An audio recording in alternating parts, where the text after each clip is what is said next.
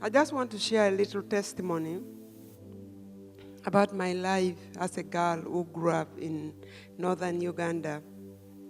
It was in 2002,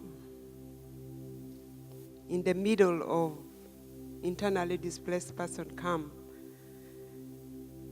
These were people who were forced from their own villages, from their own homes, and they were made to be in a concentrated camp where thousands of families were crowded in a small place with no access to water, no access to medical care, no food due to the atrocities caused in the society or in the community by the LRA.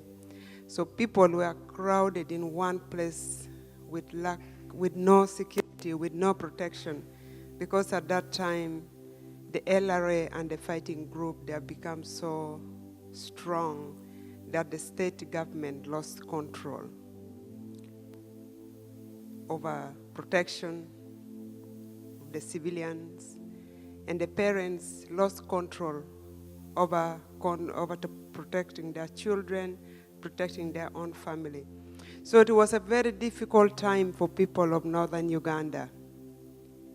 And I found myself in that situation when the Lord asked me to do a small ministry. And that ministry was to minister to young women.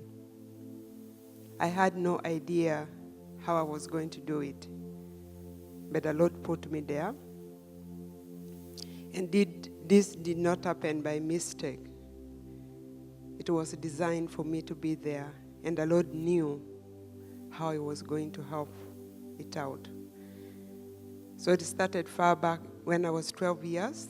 I was caught in this conflict as a young girl, and I experienced a lot of atrocities that caused by the LRA. Atrocities such as killing people, abduction of young children. Many young women were trapped into sexual abuse by this LRA fighter. And as a child, I saw that. And as I was growing up, the Lord put such a burden in my heart to reflect on my childhood. And I reached a point where I was in a very hopeless situation.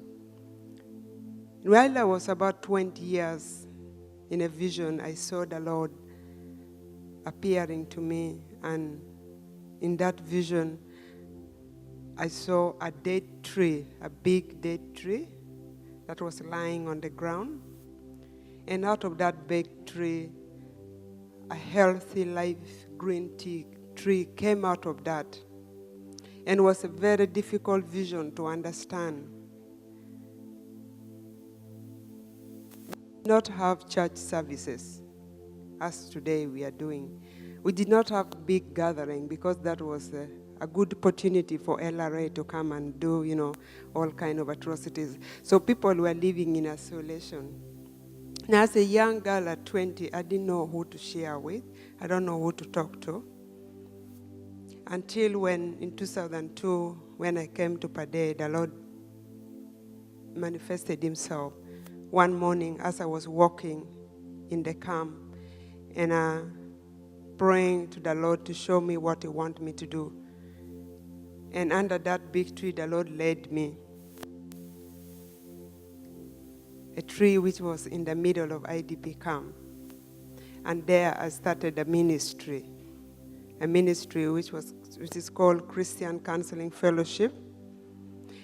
And basically, we were just offering counseling, praying, and talking to the young women who were abducted, taken to the bush, made to be sex slaves by the commanders of the LRA. That these girls were severely devastated because most of them were taken as young as 8 years old, 10 years old, and they were in abduction for 3 to 4 years. And most of them were coming back with unwanted pregnancy. Most of them came back with children from the LRA, and their life was in a very devastated situation. That the community who were in the IDP camp were not in position to help and support these children because they were dealing with their issues from the LRA. And there the Lord put me as a young woman, something which was very difficult for me to comprehend. But by His grace, He put me there. And I allowed myself and faithfully accepted to be used for His purpose. Something very important I want to tell you, church, that the Lord pressed in my heart: how to help these girls. There's only one thing that the Lord told me: help them to forgive their perpetrator. Because I am their healer. Because I will restore that the devil has stolen from them.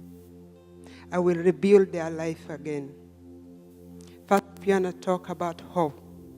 And God promised them a new hope. And the Lord said that is only possible when they are able to forgive.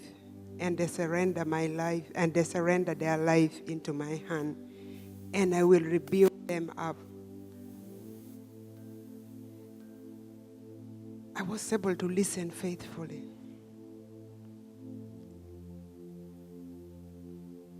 And through the process of forgiveness, which was very difficult for me, because I had to stand in the gap of the perpetrator.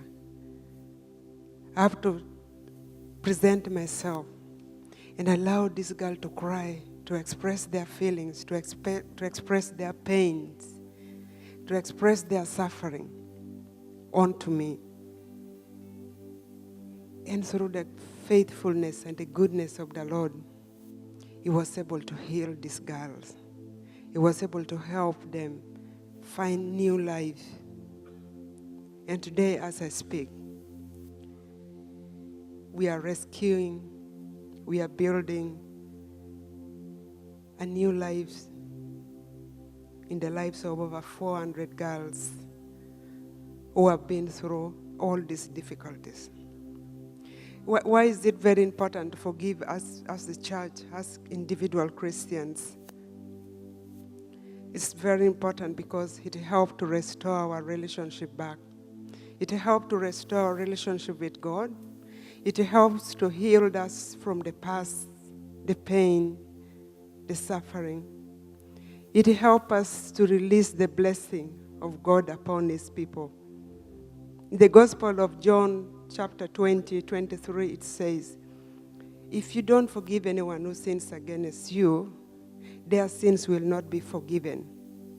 And therefore, if we are not able to forgive as Christians, we are bounding somebody into an unforgiving spirit.